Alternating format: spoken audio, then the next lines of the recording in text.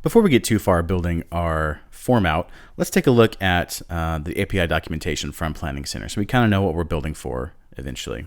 We're going to be building specifically for people, and here's introduction. It talks about rate limiting authentication, how you can authenticate. We'll be looking at that soon.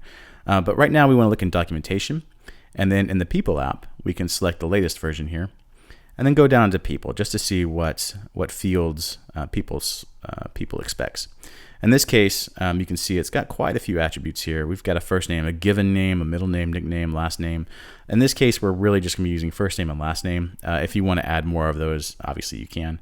The child is a Boolean, so we have true or false, and we can see all that here. So child is a Boolean.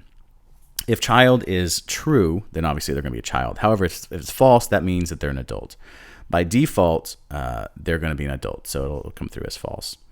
And then we have a grade here. We could use that in our form to help, filter people on their check-in.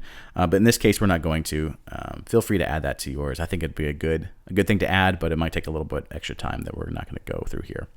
And we're also going to be using gender, and that's a string, which is interesting. So we're going to be using M and F for string. So we go back up here to the sample here. If we do look for gender, it does come back as a string. However, grade is a integer, and graduation year. We have all this information we could pass in. Further down the attributes, we have relationships. Here we can see we can assign them to a primary campus if you have campuses, all the different permissions that we have in reading and creating and all that kind of stuff. We're really going to be the only person in our application or in our organization, so we'll have all these permissions okay. We can also include all these things. So if we wanted to get a person and also include all their emails or addresses or even their households, we can do that in one API call, which is really nice. There's ordering, there's querying. So we can say, give me all the people, all the females in my application. Sorry, in my organization, in my church, where gender equals like female. Here's an example where gender equals string right there. And we also have pagination. We can say how many we want per page, up to 100 per page. When we get the information back, there's going to be a meta tag in the JSON that allows you to easily get the next 100 or however many per page you're getting. So that makes it real nice to be able to do that recursively and just keep getting more until you've got them all. And of course, we have all these associations. This is kind of like the include. So you can see all the relationships and the associations of the person. Anyway, the person itself is the longest API endpoint. There's a lot of stuff you can get about the person, a lot of relationships. Obviously, a person is kind of the whole point of people, so this is going to be a big one. In this case, we also want to create households. So if we take a look at household over here, a household links people together and can have a primary contact. To add a person to an existing household, use the household memberships endpoint. In this case, we're going to be assuming that if a person is filling out the form with multiple people in it, that all those people should be in the same household. So we'll be adding them to a single household. Well, first we'll be creating the household, and then we'll be creating the people and adding them to the household in a second API request.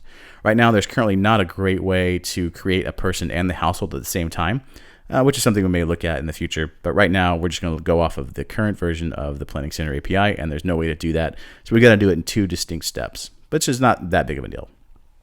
But here's the information for the household. All this information is public.